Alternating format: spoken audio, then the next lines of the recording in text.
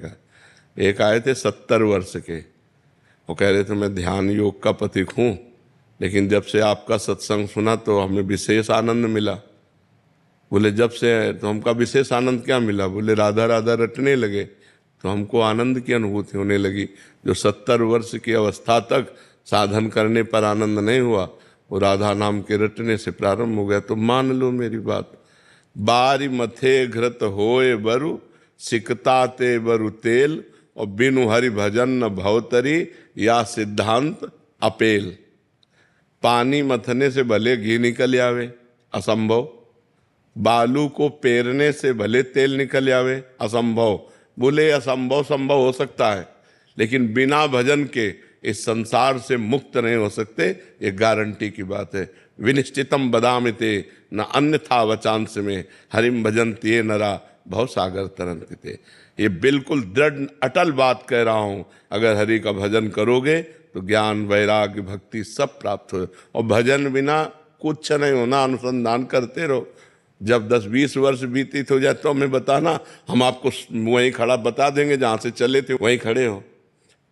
अपने 20 वर्ष इस मार्ग के पथिक रहे हैं, बचपन से इस मार्ग में ज्ञान। पहले हम सन्यासी थे, आद्य गुरु भगवान शंकराचार्य जी के शिष्य थे, उन्हीं के परिकर के थे। तो वो अहम ब्रह्मास्मि का योग मार्ग, अष्टांग योग, यम नियम प्राणायाम ध्यान धारणा समाधि, कर्म योग, भक्ति योग, इन सब पर अप्रेम योग ये अंतिम विश्राम है।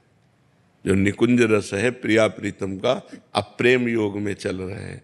तो इन सब का रसास्वादन करके, ऐसा नहीं कि ये असत मार्ग है, सत मार्ग है, पर इनकी आनंद की एक सीमा है।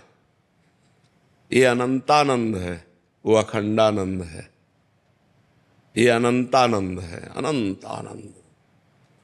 अखंडानंद से अनंतानंद की प्राप्ति भगवान शंकर की कृपा से, भगवान शंकर इधर हमें भेजे। तो हम जो कहें वो बात मान लो, बिना किसी स्वार्थ के है। ऐसा तो नहीं कि भाई किसी तरह का आपसे कोई ना कोई परिचय है आपसे और ना कोई स्वार्थ है आपसे। आपका मंगल हो जाए, क्योंकि पूरा अनुभव करके बता रहा हूँ कि नाम जब सच्चिंतन है। हमारा पहला कर्तव्य है संसार का असत चिंतन छूटना, असत क्रियाएं छूटना, पापाचरण छूटना। पहले ये करो, सत चिंतन के द्वारा असत चिंतन का त्याग कर दो, पापाचरण का त्याग कर दो। जहाँ हृदय निर्मल हुआ, जो चाहो, प्रेम चाहो, ज्ञान चाहो, जो चाहो सब मिल जाएगा। तुम्हारे पास धन है, जो चाहो वो खरीद लो। नाम रूपी धन है, जो चाहो वो प्राप्त हो। भजन नहीं है तो बकवास है। ज्ञान का हलवा बनाने की पूरी प्रक्रिया आपको याद है, लेकिन कभी आपने बैठ करके एक कवल खाया नहीं, तो फायदा क्या हुआ? ज्ञान हुआ हलवा बनाने की प्रक्रिया, और भक्ति हुई बना के खाना, डट के छक लिया। भक्ति है स्वाद लेना, और ज्ञान है उसकी प्रक्रिया को जानना। तो प्रक्रिया को जानना खास बात है या पाना खास बात है? विचार करके देखो। पाना खास बात है। जब हमने पाया तृप्त हो गए। नहीं, हाँ, तो गोस्वामी तुलसीदास जी कह रहे हैं, जाकी कृपा लवलेस ते, मतिमंद तुलसीदास हो, पायो परम विश्राम, राम समान प्रभु नाही कहूँ। मैं मतिमंद तुलसीदास, जिनकी एक लव कृपा मात्र से परम शांति परम विश्राम को प्राप्त हो गया। भगवान की कृपा, बिना जगत गुरु भगवान की कृपा के ना तो शुद्ध ज्ञान होता है, ना भक्ति होती है, ना प्रेम होता है। ये हमारी बात मान लो। खूब नाम जप करो। भक्त कोई अज्ञानी थोड़ी होता है। जैसे आप कहे मान लो ज्ञान का अनुसंधान एक अलग मार्ग नहीं, भक्ति के पुत्र हैं ज्ञान वैराग्य। भागवत में पढ़ के देखो, भक्ति से ही तो ज्ञान वैराग्य का प्रादुर्भाव हुआ है। तो हम आपको भक्तों के नाम बताएं, किसी भी भक्त को आप हमें ये बताओ कि अज्ञानी है। कबीरदास जी, सूरदास जी, रहीमदास, ये अपने समय के जो अभी 100-200 वर्ष 500 वर्ष के अंतर के महापुरुष हैं, और जो अनादि काल से भगवत स्वरूपों में स्थित हैं। हनुमान जी भक्त हैं, आप ज्ञानी नहीं कहोगे, लेकिन ज्ञानी नाम अग्रगण्यम है। हनुमान जी को भक्त कहा गया कि नहीं कहा गया? भगवान के चरण अपनी गोद में लिए हुए बैठे, लेकिन बुद्धिमताम वरिष्ठम और ज्ञानी नाम अग्रगण्यम। ज्ञानियों में अग्रणी है और बुद्धिमताम वरिष्ठम, और फिर अतुलित बलधामम, बल के परम धाम है, और भगवान की भक्ति में लगे हैं। विश्वामित्र जी परम तपस्वी, विश्वामित्र महामुनि ज्ञानी और भगवान के भक्त हैं। भगवान श्री राम लक्ष्मण उनके साथ रहे, उनके चरण चापे। इतने महान भक्त कि भगवान स्वयं चरण चाप रहे हैं विश्वामित्र जी के। तो विश्वामित्र महामुनि ज्ञानी, गरुण जी जैसा कौन भक्त होगा? भगवान को सदैव अपनी पीठ पर धारण करते हैं। गरुण महाज्ञानी गुण राशि, गरुण महाज्ञानी गुण। तो भक्त कोई अज्ञानी थोड़ी होता है, भक्त में सारे सद्गुण विराजमान रहते हैं। जब भगवान को जान लिया तो जानने के बाद फिर और क्या बाकी रहा? सब ज्ञान हो जाता है। तो हमें लगता है पहले डट के भजन करना चाहिए, गंदे आचरण छोड़ना चाहिए, इंद्रियों पर विजय प्राप्त करनी चाहिए। ना तो जितेंद्रियता है कि आपने अपने इंद्रियों को जीत लिया, ना आप मनोनिग्रही हो कि आपने मन को अपने वश में कर लिया। तो है क्या? केवल हलवा की प्रक्रिया है। बात समझ ले बच्चा। मतलब हमारी बात इसलिए स्पष्ट होती है कि आप जहां हो उससे ऊंचाई पर बैठो, क्योंकि मनुष्य जन्म केवल मान्यताओं पे नहीं टिका है, अनुभव पे है। हम मान्यताओं पे नहीं देखते, हम अनुभव पे देखते हैं। हम तो ऐसा करे बड़ा आनंद में रहेगा, वो आनंद है नहीं तो हम नहीं मानेंगे। पहले हम आनंद का अनुभव करें तब बात बनेगी। निज सुख बिन मन होए कि थीरा। जब तक हृदय में भगवत सुख नहीं होगा तब तक मन को आप नहीं रोक सकते। वो भोगों में जाएगा, वो गंदी बातें सुनेगा, गंदी बातें देखेगा, गंदी बातें करेगा और वेदांत पढ़ेगा। ये भी बात समझ लो, वेदांत की बातें करेगा, ज्ञान की बातें करेगा और विश्राम भोगों में मानेगा। हम लोग पूरा जीवन इसी में खपा दिया है, तो एक एक पॉइंट का पता है। जैसे लोग कहते हैं ना, हम इस पे पीएचडी किए, हम इस पे पीएचडी किए, तो हम मन पे पीएचडी किए। कई बार बताया है, क्योंकि बचपन से इसी मन को पढ़ते चले आए और अभी तक उसी को पढ़ रहे हैं। तो हमारा जो आप लोगों को जो लाभ मिलता है वो अनुभव का मिलता है कि हम उसी पे चल के बात कर रहे हैं। कोई पढ़ी लिखी बात नहीं, जो पढ़ी लिखी है उसी को अनुभव करके और वही कह रहे हैं। अगर आप शुरू कर दो भगवान का नाम जप करना, सब ठीक हो जाएगा। हाँ, खूब डट के करो, संसार से हट के करो और खूब डट के करो, तभी नाम का प्रभाव बढ़ेगा। अच्छा, मटकी में 2-4 छेद हो और आप चुल्लू चुल्लू भरते जाओ, कभी भरेगी क्या? छेद बंद करो। जो पाप आचरण है, जो गंदी बातें हैं, जो संसार का आकर्षण है, उनको हम अगर बंद कर दें और थोड़ा थोड़ा भी अगर डालते रहे, एक एक बूंद, तो घड़ा भर जाएगा। ऐसे हमारी पहले गंदी बातें बंद होनी चाहिए, हमारे जीवन में कोई गंदगी नहीं होनी चाहिए, शास्त्र के अनुसार हमारा जीवन होना चाहिए। फिर जो हम भजन कर रहे हैं वो हमारा एकत्रित होता जाएगा, वो घड़ा भर जाएगा। और जब भजन का घड़ा भरेगा तो परमात्मा साक्षात्कार उसका फल है, सीधा फल है भगवान का साक्षात्कार। वही भगवान आत्मा है, वही परमात्मा है। आत्मा और परमात्मा में इतना थोड़ी अंतर है, वही है, वही परमात्मा है, वही आत्मा है। भक्त जिसे भगवान कहते हैं, ज्ञानी उसे आत्मा ब्रह्म कहते हैं, योगी जन उसे परमात्मा कहते हैं। अपने अपने भाव से उसे पुकारते हैं, तो वो एक ही, दो थोड़ी है। वो एक होते हुए भी अनेक है और अनेक होते हुए भी एक है। यही ज्ञान होना है जी। गजेरा किशन जी। राधे राधे मेरे साथ। राधे राधे महाराज जी। महाराज जी, भारत भूमि निस्संदेह दिव्य भूमि है, जहां संत महापुरुषों की वाणी, दर्शन एवं दिव्य लीलाएं होती रहती हैं। संतों एवं महापुरुषों के होने पर आध्यात्मिक बल समाज को प्राप्त होता है, परंतु जब वो महापुरुष दिव्य धाम चले जाते हैं, उनके अभाव में समाज एवं राष्ट्र उनकी गुरुवाणी एवं दी हुई शिक्षाओं के प्रभाव को निरंतर धारण करने के लिए क्या करे? बिना प्रगट संतों के सानिध्य के, उनकी वाणी के अनुसार हम चल सकें, बड़ा असंभव है। देखो, संतों की वाणी तो दिव्य है ही है, लेकिन स्वयं भगवान अवतरित होकर गीता जी ये संतवाणी नहीं, स्वयं भगवान बोल रहे हैं। गीता जी तो स्वयं भगवान बोल रहे हैं, भागवत जी में स्वयं भगवान उद्धव जी को उपदेश कर रहे हैं, लेकिन हम उसको अपने में धारण नहीं कर सकते। तभी धारण कर पाएंगे जब कोई गीता के अनुसार चलने वाला संत मिलेगा, और उससे जब हमारा संबंध होगा, भाव संबंध, और वो जब अपनी दिव्य अनुभूतियां देगा, तो गीता जी की बात हमें समझ में आने लगेगी, तो हमें गुरुवाणी की बात समझ में आने लगेगी, तो हमें बड़े बड़े सदग्रंथों की बात समझ में आने लगेगी। इसीलिए गोस्वामी जी ने प्रथम भगत संतन कर संगा, सबसे पहली भक्ति रखी है गोस्वामी जी ने संतों का संग। अगर हमें संतों का संग मिले तो परम सौभाग्य है। अगर संतों का संग न मिले तो केवल ग्रंथ से देखकर हम अपना कल्याण नहीं कर सकते। जैसे मेडिकल स्टोर है और हम बीमार हैं और हमें मेडिकल स्टोर में खड़ा कर दिया जाए, क्या हम निरोग हो सकते हैं? डॉक्टर की जरूरत है कि नहीं?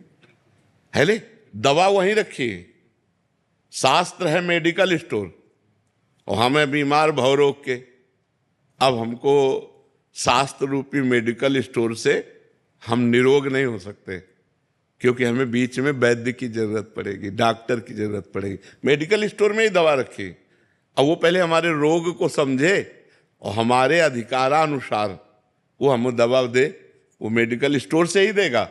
लेकिन अगर डॉक्टर से हम ना मिले तो हम अपनी हानि कर सकते हैं। कोई भी दवा टेस्ट करेंगे तो हम परेशान हो जाएंगे।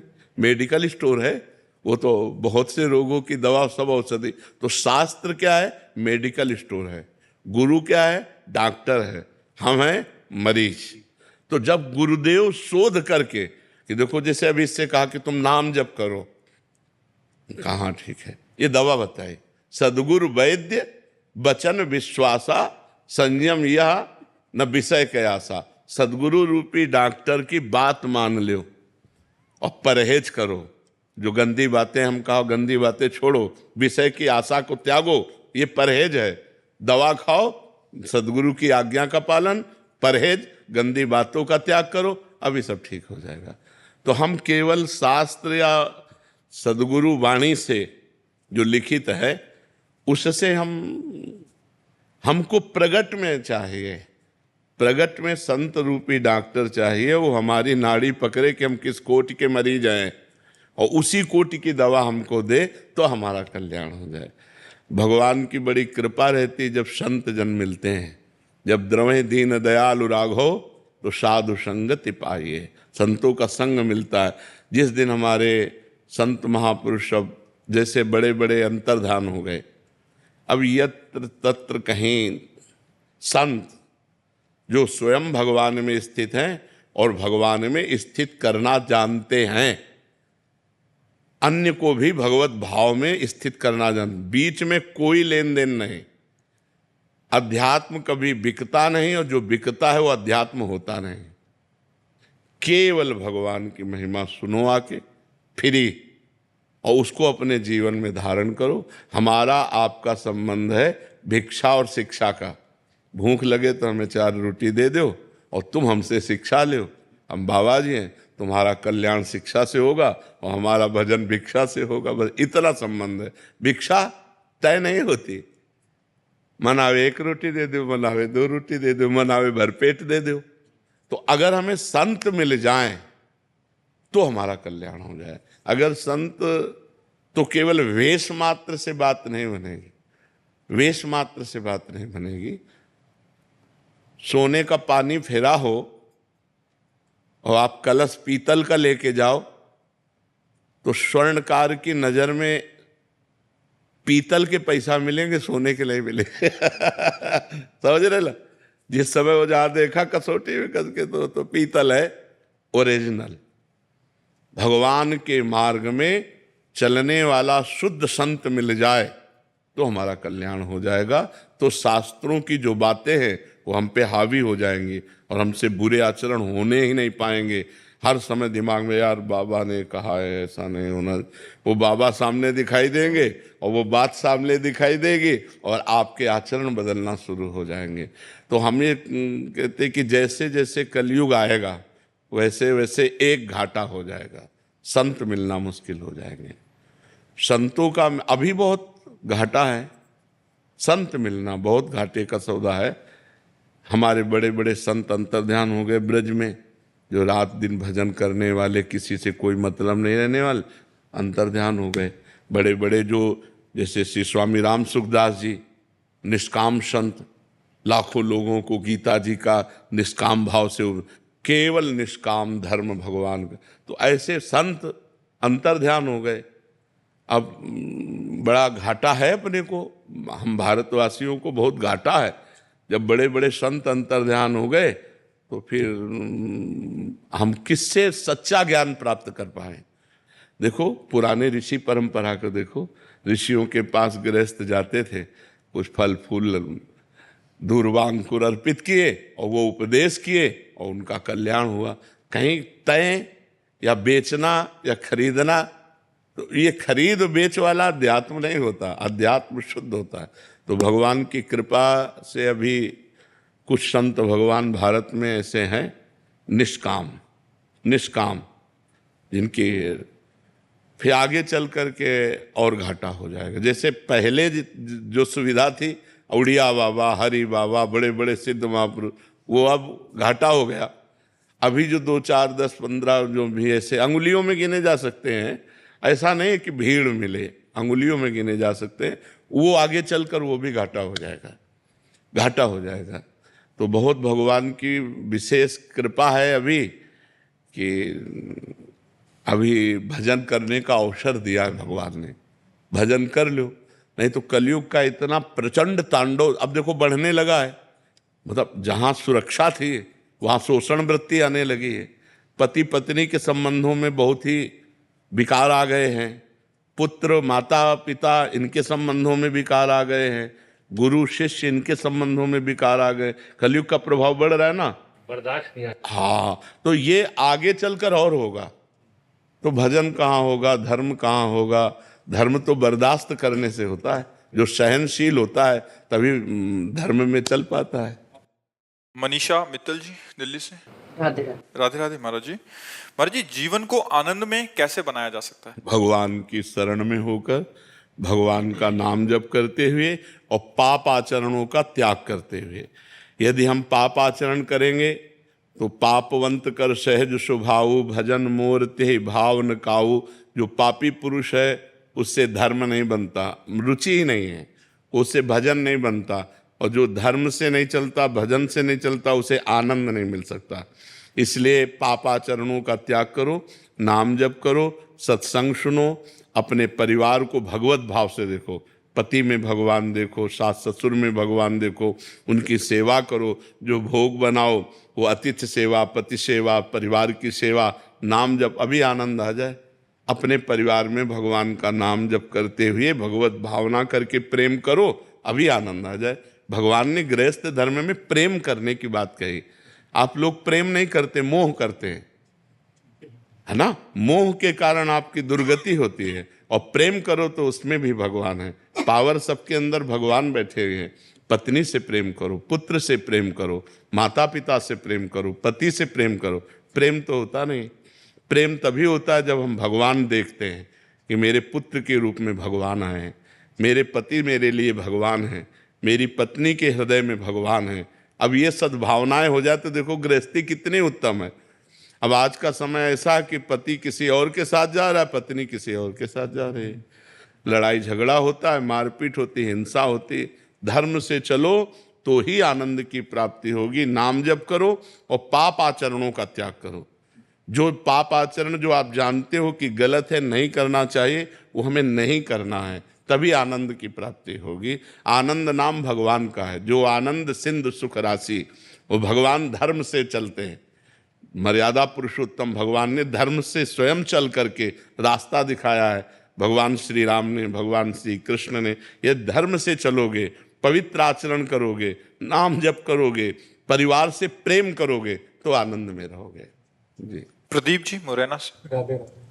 राधे राधे महाराज जी। महाराज जी आप कह रहे हैं कि आप शादीशुदा हैं और एक कंपनी में मैनेजर हैं। ये कह रहे हैं कि अभी भजन में इतना मन लग रहा है कि ऐसा लग रहा है कि सब कुछ छोड़ छाड़ दूं, और पर घर वाले कह रहे हैं कि जैसा चल रहा है वैसे ही करते रहें तो ज्यादा अच्छा ऐसा ही, रहेगा। हाँ। अभी मैं निर्णय नहीं ले पा रहा कि सब छोड़ के प्रभु का ध्यान में लग नहीं जाऊं। नहीं, छोड़ना नहीं।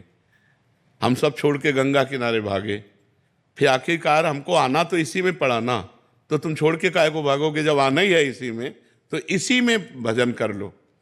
रुचि ना होना ये अच्छी बात है। मान लो हम भोग भोग रहे हैं, हमारी रुचि नहीं है, तो भोग भोगते हुए भी आप बंधन को प्राप्त नहीं हैं। और भोग नहीं भोग रहे हैं लेकिन आपकी रुचि है, तो भोग ना भोगते हुए भी आप बंधन को प्राप्त है। ये तो बहुत बढ़िया बात है कि संसार में हमारी रुचि नहीं है, पर हम रुचि ना रहते हुए भी कार्य करें। अर्जुन की युद्ध करने में रुचि नहीं थी, गीता पढ़ के देख लो, लेकिन भगवान ने आदेश किया तुम्हें युद्ध करना है, मेरा स्मरण करते हुए तुम्हें युद्ध करना है। तो ऐसे ही जो आपका पद है, जो आपका कार्य है, अरुचिपूर्वक करो, पर उसे बिल्कुल सही करो, काम में गड़बड़ी ना होने पाए। और रुचि हमारी है नहीं, इसलिए हम बंधेंगे, है नहीं। चाहे पत्नी हो चाहे परिवार हो, जब हमारी भोगों में रुचि नहीं है, पर भोग भोगना है धर्मयुक्त। जैसे मान लो आपकी पत्नी है, अब आपके अंदर अरुचि है लेकिन उसके अंदर रुचि है, तो आपको अपनी अरुचि दबाकर उसकी रुचि का पालन करना होगा, क्योंकि वो अर्धांगिनी है, वो आपको समर्पित है। अब उसके अंदर अरुचि नहीं है, अगर आप उसकी रुचि का पालन नहीं करते तो वो डिस्टर्ब हो जाएगी, वो परेशान हो जाएगी। तो हमको अपना कर्तव्य का पालन करना है। हमारा शरीर उसका पति है, हमारी रुचि नहीं है, पर इस शरीर के द्वारा पति का जो कर्तव्य है वो हम पालन करते हैं। बहुत विवेक पूर्वक चलना चाहिए। ये हम कह रहे हैं भाग के कहाँ जाओगे, हमें बताओ, कहाँ भाग के जाओगे? जहाँ जाओगे वहाँ संसार है। देखो अब हमसे पूछो तो ये हमारा घर नहीं है, ये हमारी श्री जी का है। राधा के कुंज हमारी नहीं, वो श्री जी की है। यार बात तो एक ही है ना, तुम केवल अपने घर को अपना मानना छोड़ दो, बस खत्म हो गया। मानने से तो बात है, हम बात तो सब वही है, लेकिन वो हमें बंधन कारक क्यों नहीं है? क्योंकि वो मेरा नहीं है, प्रभु का है। तो क्या ये बात आप नहीं कह सकते? ये बात आप भी कह सकते हो। अपने घर को प्रभु का मान सकते हो, परिवार को प्रभु का मान सकते हो। जाने की जरूरत कहाँ है? कहाँ जाओगे? कहाँ कौन सी ऐसी गुफाएं जहां जाके भजन करोगे? आप विचार करके देखो। अपने घर में रहो, परिवार का बैलेंस बना के चलो, जो आपका कर्तव्य है, और अंदर से अरुचि रहे, भगवान प्यारे लगे, यही भक्ति का स्वरूप है। बड़े बड़े महाभागवत गृहस्थ हुए हैं। नरसिंह मेहता जी का नाम सुना है, इतने बड़े महापुरुष रहे, लेकिन क्या उनके बच्चे नहीं थे?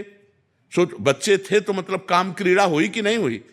पत्नी थी, बेटी थी, सब रिश्ते थे, लेकिन अरुचि थी, कहीं कोई रुचि नहीं थी। रुचि केवल गोविंद में थी। तो गोविंद साफा बांध के सारे काम संभालते थे संभालते थे ना। अपने को यही बात करनी है, हमारी रुचि नहीं है, पर गोविंद के द्वारा दिया हुआ कर्तव्य है, उसे मुझे करना है। तो भगवान आपके साथ रहेंगे, आपको अनुभव होगा भगवान आपके साथ है, क्योंकि आपकी प्रीति भगवान में है। और कहीं नहीं, यही खास बात है। खास बात ये, बाबा जी बन गए, भोग नहीं रहे, भोगों में रुचि है, तो बहुत बड़ी बाधा है। गृहस्थ हो और भोगों में रुचि नहीं है, संत हो आप। बात समझो, अंदर की बात समझनी है, अंदर की बात सुधारना है। भगवान अंदर की बात सुधारने से मिलते, बाहर से नहीं मिलते। बाहर का वेश तो नौटंकी नाटक फिल्मों में भी लोग साधु का धारण कर लेते तो साधु हो जाते हैं क्या? वेश धारण मात्र से कोई साधु थोड़ी होता है। अंदर की रुचि परमात्मा में है, क्रियाएं संसार की हो रही, आप साधु हो, समझना। और रुचि हमारी भोगों में है, क्रियाएं भागवतिक हो रही, तो संसारी है वो। बात समझना हमारी, ये आंतरिक विषय को भगवान जानते हैं। तो ठीक है ना। आकाशदीप सिंगला जी लुधियाना से। महाराज जी आपके चरणों में कोटि कोटि प्रणाम। महाराज जी मांस मदिरा खाना पीना गलत बताया गया है, पर महाराज जी बहुत सारे लोग सब खाते पीते हैं, पर उनके पास धन दौलत है खूब, ऐसा क्यों महाराज जी? तो क्या धन दौलत होना कोई सौभाग्य का बात है क्या? सुत दाराधन लक्ष्मी पापियों के घर होए, संत समागम हरि कथा तुलसी दुर्लभ दोए। पूर्व के पुण्य के बल से धन मिलता है और वर्तमान में जो मांस मछली खा रहे हैं, जो पाप कर रहे हैं, उनका जब पूर्व का पुण्य खत्म होगा तब पता चल जाएगा। और विद्वान या विवेकवान बुद्धिमान परिणाम को देखता है, वर्तमान को नहीं देखता है, परिणाम को देखता है। मरोगे तो तुम्हारा शरीर जाएगा तुम्हारे साथ, बैंक बैलेंस जाएगा है, क्या जाएगा फिर? इसके लिए जो पाप कर्म किए वो जाएगा। जो बकरा खा रहे हो, गाय खा रहे हो, भैंसा खा रहे हो, सुअर खा रहे हो, वो तो परिणाम तुम्हारा दुर्गति नरक में भोगनी पड़ेगी। पैसा होना कोई खास बात थोड़ी है। पैसा तो कसाई के पास भी है, पापियों के पास भी है। पैसा खास बात नहीं। शांति, आनंद, परिणाम। बुद्धिमान वही भैया जो परिणाम को देखता है। परिणाम क्या? अच्छा, तुम्हारे शरीर को एक चिमटी से अभी हम नोचे ऐसे, आपको कष्ट होगा ना? तो फिर क्या पशु पक्षियों को कष्ट नहीं होता? उनको जो भूंज के खाते हो, उनका जो मांस खाते हो, आप मान लो कह दो कि हम नहीं काटते हैं, लेकिन आप उसके हिस्सेदार तो हुए। अगर आप मांस खाना बंद कर दो तो काटना बंद कर देगा। आप खरीदते हैं तो आप हिस्सेदार हैं उसके। तीन को बराबर फल मिलता है, कर्ता, अनुमोदक और प्रेरक। प्रेरणा देने वाला और करने वाला और उसकी सहायता करने वाला, अनुमोदन। तो खाना अनुमोदन हुआ, आपको वही दंड मिलेगा। तो इसलिए धन होना कोई अच्छी बात थोड़ी है कि धन है तो अच्छी बात है, नहीं। धर्म है तो अच्छी बात है। धर्म से चल रहा है, आज धन नहीं लेकिन कल ये सुखी होगा। जैसे धर्मराज युधिष्ठिर धर्म से चल रहे थे तो 12 वर्ष का वनवास, 1 वर्ष का अज्ञातवास, और दुर्योधन अधर्म से चल रहा था, खूब वैभव सब, लेकिन 100 के 100 मारे गए और 5 के पाल बाका भी नहीं हुआ, 5 के 5 बचे रहे। पांडव 5 के 5 बचे रहे। तो धर्मात्मा पुरुष की जय, जो अधर्म करता है उसका नाश होता ही है। ये अधर्म है। अच्छा, मदिरा पीने से लाभ क्या? हमें एक लाभ बता दो। शराब पिए अधिकतर लड़खड़ाते देखे गए। शराब पीकर अधिकतर नाली और वैसे, अच्छा उसमें दिमाग में अगर क्रोध आ गया तो आप हिंसा भी कर दोगे। बेविचार आ गया, क्योंकि विवेक है नहीं, बुद्धि भ्रष्ट हो जाती है उससे। और शरीर के अंगों की हानि होती है। लीवर है, किडनी है, दिल है, आते हैं, इन पर फर्क पड़ता है। मुझे लगता है शराब में 1% भी अगर कोई लाभ दिखाई दे, लौकिक या पारलौकिक, तो आप हमें बताओ। बल अध्यात्म में बल है, संयम में बल है, ब्रह्मचर्य में बल है। अगर हम संयम से चल रहे हैं, ब्रह्मचर्य से चल रहे हैं, अध्यात्म से चल रहे हैं, तो हम तुम्हें परास्त कर सकते हैं। क्या दूसरे का मांस खा के, दूसरे के शरीर को खा करके तुम अपने शरीर को तुम बहुत मोटा कर सकते हो, लेकिन आध्यात्म बलवान नहीं हो सकते। हमारे ब्रह्म ऋषि ऐसे ऐसे होते थे, हड्डी हड्डी होती थी, लेकिन पूरा राज्य कांपता था जिस राज्य में चले जाते थे। क्यों? अध्यात्म बल। तो हमें लगता है गंदी बातें मत करो।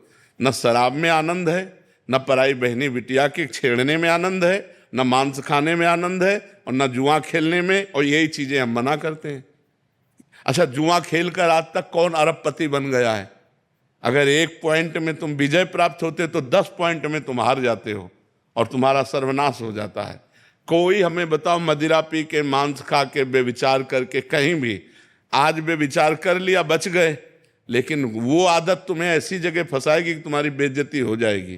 तो वही गंदी बातें हम आप लोगों को मना करते हैं। शराब मत पियो, पराई बहन बेटी को गंदी दृष्टि से मत देखो, दूसरों का मांस मत खाओ, जुआ मत खेलो, धर्म से घूस मत खाओ, धर्म से चलो, नमक रोटी खाओ, आनंद रहेगा, शांति रहेगी। वही बात हम आपको बताते, धन से शांति होती है क्या? धन क्या शांति का विषय है क्या? अधर्म के द्वारा कमाया हुआ धन किस काम का? तो इसलिए भाई उधर मत जाओ। खाते हो क्या मांस?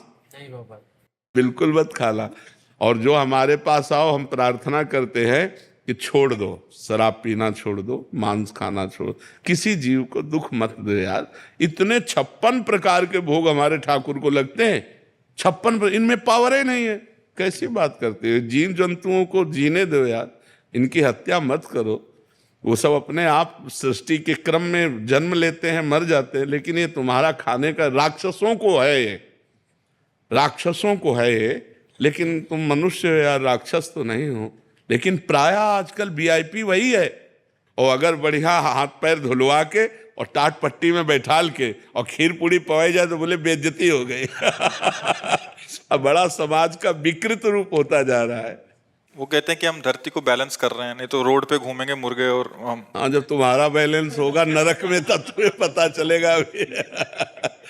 नरक भी तो बना है बैलेंस। ऐसे ही जो गुंडागर्दी करते हैं ना, और ये जब फंसते हैं और जब दो दो तीन तीन पुलिस वालों के एक साथ डंडे चलते हैं, आप लोगों ने भी देखा होगा कि जो ज्यादा उद्दंडता करते हैं जब पिटते हैं ना, फिर वो कहते चलते हैं कि पाप नहीं करना चाहिए। आप वो कान पकड़ करके जब पीट करके चलते हैं तो अपने आप आ जाते हैं। तो हमें लगता है अधर्माचरण का परिणाम दुख ही होगा।